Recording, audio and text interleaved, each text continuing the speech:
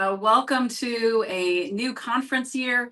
As we begin first, I don't even know what to say first. Welcome.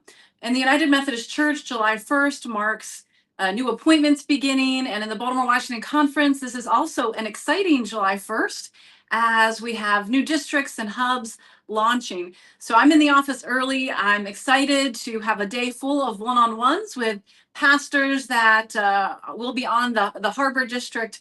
I've been meeting with those pastors who are continuing from the former Annapolis District into Harbor, and looking forward to working with pastors that I'll be in new relationship with from districts like Baltimore Metropolitan.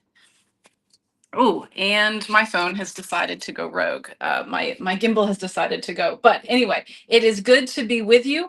And as pastors begin new appointments, and as pastors who are continuing in appointments, uh, really think of this in many ways as a new year. We have a few new years in the church calendar. We've got January 1st. We have Advent beginning a church calendar, and in the United Methodist Church, July 1st. So I hope that this marks a new beginning. I hope like this feels like for folks who maybe if you felt stuck and you're like, I just need to I just need to do something new. Maybe July 1st can be that for you. If you're not a United Methodist pastor, uh, adopt that and be reminded that we worship a God who is always doing something new. I wanted to offer just a few words. This past Sunday, I worshiped with my family at Asbury United Methodist Church in Arnold, and Tiffany Fisher, one of the lady there, was providing coverage, was providing pulpit supply and preaching, and she preached about Elijah and Elisha and the passing of Elijah's mantle. A wonderful sermon. You can catch it on their Facebook page. As she was talking about the background, the context for her primary passage, as she was talking about Elijah being taken up into heaven and leaving the mantle for Elisha. She also talked about the call of Elisha in 1 Kings 19. And I was reminded as she talked about Elijah putting his mantle on Elisha as that sign of call, while Elisha was in the midst of farming, in the midst of plowing his fields, in the midst of doing things. And she recalled also other calls in scripture. And so it was powerful to be reminded of the ways that Jesus called his disciples as they were fishing, as they were down fishing. And as David is called away from tending the flocks, that God's call doesn't always come when we're prepared for something new. It just comes.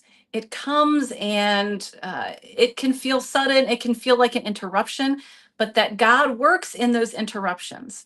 That was a word I needed to hear in the midst of having served 4 years on the Annapolis district and being excited about what's new, but also even in the midst of things that are wonderful, how it sometimes feels jarring to do something new, right? Whatever it is, whether you're a pastor, whether you're a parent, a teacher, whatever your work is, a grandparent, a friend, a neighbor, new things can feel jarring even when they are wonderful.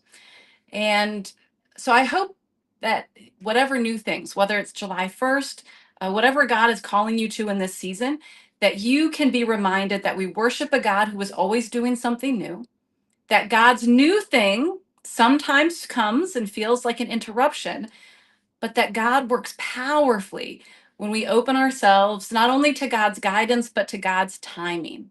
So may God's power and presence fill you this day, especially if you are beginning something new, if you're waiting for something new to begin, or if you're wondering what God is calling you to do next.